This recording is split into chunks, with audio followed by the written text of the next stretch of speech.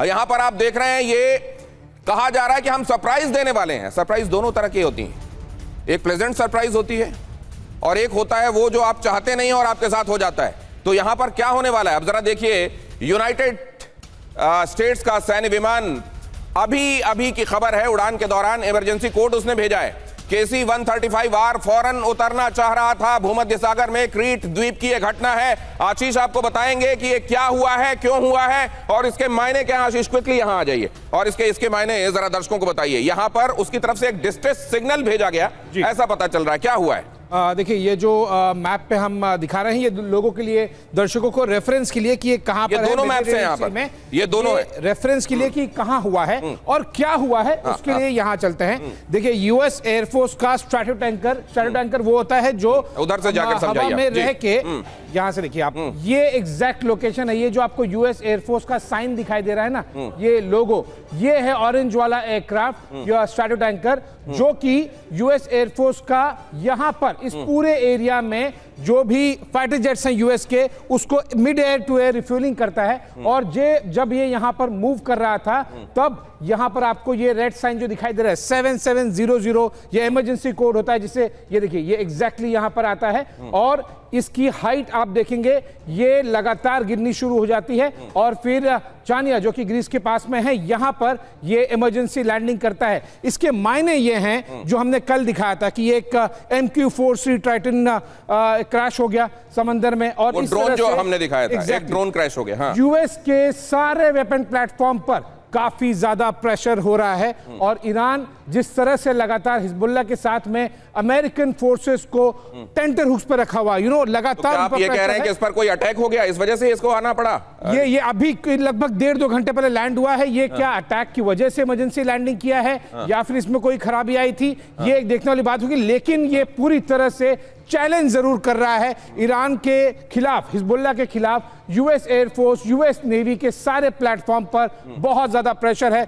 24 घंटे में है, हम ऐसी दूसरी लाइव तस्वीरें दिखा रहे हैं और ये अगेन मैं कहूंगा लगभग 1.5 से 2 घंटा पुरानी ही ये चीजें हैं। तो ऑलमोस्ट लाइव स्टेज पर हम दर्शकों को दिखा रहे हैं कि कैसे, कहां पर क्या कुछ हो रहा है। और यूएस एयरफोर्स का जो टैंकर है वो प्रेशर में इमरजेंसी लैंडिंग। और बड़े आसान शब्दों में इसका सरलीकरण करते हुए मैं आपको यह बता दूं कि अमेरिका के वो वॉर मशीन्स जिनके बारे में कहा जाता है कि ये तो इनविंसिबल हैं, ये तो अभेद्य हैं, ये इनको कभी नहीं जीता जा सकता, वो प्लेटफॉर्म्स यहां पर परेशान दिखाई दे रहे हैं, डिस्ट्रेस में दिखाई दे रहे हैं। अटैक हुआ है या कोई टेक्निकल ग्लिच है, ये पता नहीं चला है, लेकिन क्यों उतरना पड़ रहा है? कल एक ड्रोन क्यों जाकर वहां लग गया, क्रैश हो गया?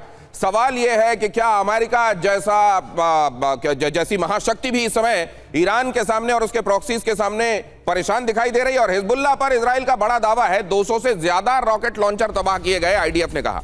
1300 लॉन्च ट्यूब भी तबाह कर दिए आईडीएफ का, यह भी दावा है। यहां पर वो तस्वीरें भी जारी की गई हैं जहां कहा गया कि हमने इन जगहों को नष्ट कर दिया है, हिजबुल्लाह इन जगहों से हमले कर रहा था और हमने इनको नष्ट कर दिया। अब जरा देखिए, हिजबुल्लाह के हमले पर आईडीएफ का बड़ा दावा।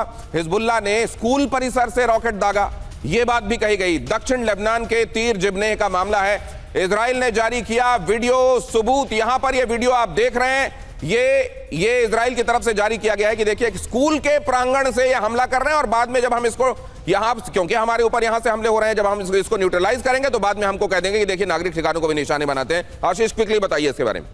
ये इजराइल की तरफ से वीडियो रिलीज किया गया है। वो ये क्लेम कर रहे हैं कि उन्होंने किस तरह से सैकड़ों की तादाद में हिजबुल्लाह के जो लोकेशंस हैं, उनके रॉकेट लॉन्चर्स हैं, उनको न्यूट्रलाइज किया है। और ये हीट सिग्नेचर वाले वीडियो के साथ में कर रहे हैं ताकि दुनिया को पूरी तरह से बताया जाए कि हिजबुल्लाह वो स्कूल्स के आड़ में इस तरह से रॉकेट्स लॉन्च कर रहा है और किस तरह से आईडीएफ ने उस स्कूल को बिना ज्यादा डैमेज पहुंचाए हुए सैकड़ों की तादाद में रॉकेट लॉन्चर्स को और ट्यूब्स को डिस्ट्रॉय किया है। जनरली इस तरह के वीडियोस केवल प्रूफ दिखाने के लिए होते हैं कि हम हिजबुल्लाह या फिर ईरान की तरफ से कैसे, चाहे अस्पताल हो या फिर स्कूल हो, उसकी आड़ ली जा रही है ताकि जब रिटेलिएटरी फायरिंग हो, जो कि इस तस्वीरों में दिखाई दे रहा है, तब सामने वाले फोर्सेस को, आईडीएफ इन दिस केस, उनको सोचना पड़े, रुकना पड़े। और एग्जैक्टली ये ग्राफिक्स के जरिए और वीडियो के जरिए दिखा रहे हैं कि हमने स्कूल को बहुत ज्यादा नुकसान नहीं पहुंचने दिया। उसके बगल में जो इमारत थी जहां से हिजबुल्लाह लगातार फायरिंग कर रहा था, उन सबको सैकड़ों की तादाद में। अगली खबर की तरफ ले चलता हूं अपने दर्शकों को। गालिबाफ, आप जानते हैं ये ईरान की संसद के स्पीकर हैं। गालिबाफ की अमेरिका और इजराइल को वार्निंग सामने आई है। अमेरिका इजराइल को सीज फायर उल्लंघन की कीमत चुकानी पड़ेगी, कालीबाफ ने कहा है। सीज फायर से छेड़छाड़ हुई तो कड़ा और निर्णायक जवाब दिया जाएगा। अमेरिका इजराइल के लिए सीज फायर मानने का समय तेजी से खत्म हो रहा है, यह ईरान की तरफ से कहा जा रहा है। इस पूरे मामले में बहुत सारे लोगों का कहना यह है कि अगर आप शुरू से लेकर अभी तक देखें तो एक युद्ध के मामले में अमेरिका के पास चॉइस थी, it was a war of choice. लेकिन अभी सीज फायर कंपल्शन हो गया, it was cease fire due to compulsion. क्या इस पूरी तस्वीर को ऐसा देखा जाना चाहिए? लेकिन जरा यहां यह भी देखिए, अमेरिका और ईरान वार्ता से पहले हाई अलर्ट पर इस्लामाबाद में पूरा रेड जोन सील कर दिया गया है। रेड जोन में सेना और सुरक्षा बलों की बड़ी तैनाती, अहम रास्ते बंद, शहर में सख्त पाबंदियां लागू, विदेशी पत्रकारों की एंट्री, वीजा ऑन अराइवल से यहां पहुंच बढ़ी।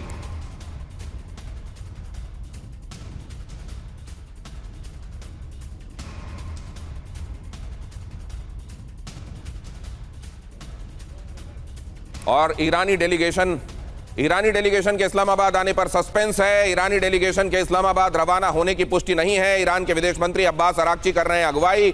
ईरानी संसद के स्पीकर कालीबाफ भी टीम में शामिल हैं और कल से शुरू होने वाली है अमेरिका और ईरान के बीच में अहम वार्ता। अमेरिका ईरान वार्ता पर पूरी दुनिया की निगाहें हैं।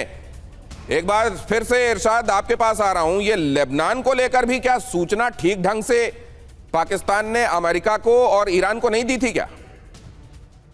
देखिए, मैं आपसे अर्ज करूं, हमारे वजीर आजम ने बेहतरीन तरीके से एक तहरीर बनाई है, हमारे मुल्क ने, हमारे तमाम इदारों ने मिलकर के।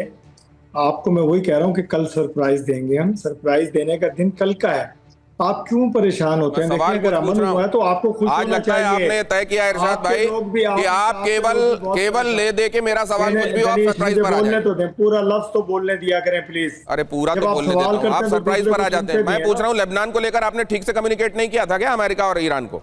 मैं वही कह रहा हूँ ना, मैं बार बार एक बात कर रहा हूँ, आप उसको समझने के लिए तैयार नहीं, सुनने के लिए तैयार नहीं है। सरप्राइज, मैं आपसे ही कह रहा हूँ कि सरप्राइज देंगे कल आपको, उसमें लेबनान भी होगा। चलिए ठीक है, आप सरप्राइज दीजिए। आते हैं आपके सरप्राइज पर। पहले ये दिखा देता हूं, शांति वार्ता से पहले पाकिस्तान के रक्षा मंत्री ख्वाजा आसिफ का इजराइल पर विवादित बयान।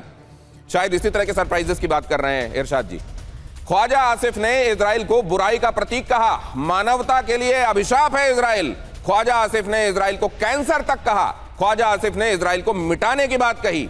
और यहां पर अभी आप सुन रहे हैं, इरशाद कह रहे हैं कि हमारी पूरी एक तहरीर है और हम सरप्राइज के लिए पूरी दुनिया को सरप्राइज देने के लिए तैयार बैठे हुए हैं। यहां ये अगली खबर की तरफ आपको ले जाऊं, उससे पहले जरा ये दिखाता हूं, पाकिस्तान का डबल क्रॉस। क्या यही डबल क्रॉस अरब में सर्वनाश की वजह बनेगा? पहले अमेरिका और ईरान के बीच शर्तों को लेकर भ्रम फैला। पहले कह दिया गया, अमेरिका को यह बता दिया गया कि ऐसा है कि ये सीज फायर वाले मामले में लेबनान शामिल नहीं है, आप चिंता मत कीजिए।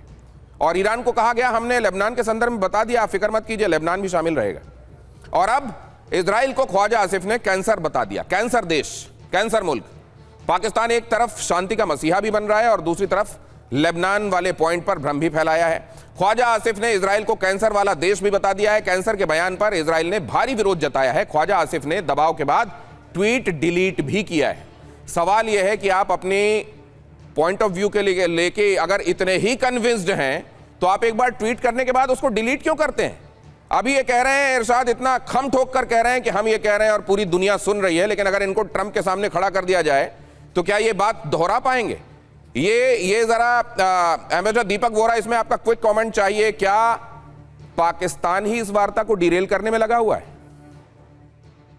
आपने एक बहुत अच्छे प्रश्न, एक सवाल पूछा था, यहाँ आपने कमेंट किया था डबल क्रॉस। वो तो उनकी नियत है ना सर, ये तो ट्रिपल क्रॉस है सर, ये डबल क्रॉस नहीं है। एक तरफ धोखा दे रहा है अमेरिका को, दूसरी तरफ वो धोखा दे रहा है इजराइल को, और तीसरी तरफ वो ईरान को भी धोखा दे रहा है। तो ये तो ट्रिपल क्रॉस कर रहे हैं। इजराइल को गाली दे रहा है। अब देखिएगा, अगर ईरान की डेलीगेशन नहीं आती, क्योंकि सारा कुछ तो अब इजराइल पे डिपेंड करता है कि हिजबुल्लाह को ठोकना बंद करो, ये भी ईरान ने अपने आप को एक्सपोज कर दिया। क्योंकि आपको क्या दिलचस्पी है हिजबुल्लाह में?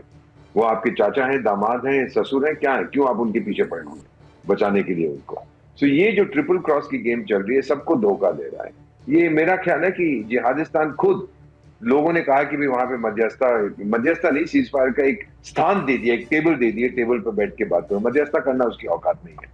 तो what is going to happen sir, जो मेरे को लगता है, कि ईरान की डेलीगेशन शायद आए शायद ना आए, आई डोंट नो। इस समय तो ऑड्स आ कि वो लोग नहीं आएंगे, क्योंकि इजराइल तो बंद करने वाला नहीं है अपना जो ठोक रहा है वहां पे। बंद किया तो फिर रीग्रुपिंग करेगा हिजबुल्लाह और इनको मारेगा। वो इजराइल हिजबुल्लाह तो सुनता नहीं है किसी की बात, वो अपना जो करना चाहता है वो करता है। सो माई फीलिंग इज ये ट्रिपल क्रॉस जो जिहादिस्तान कर रहा है ये इन्हीं को काटेगा। कल आप देखेंगे सरप्राइज यही होगा कि भाई हमने कोशिश कर ली और आप लोग मेरी बात नहीं सुन रहे, मैं वापस कर। सर एक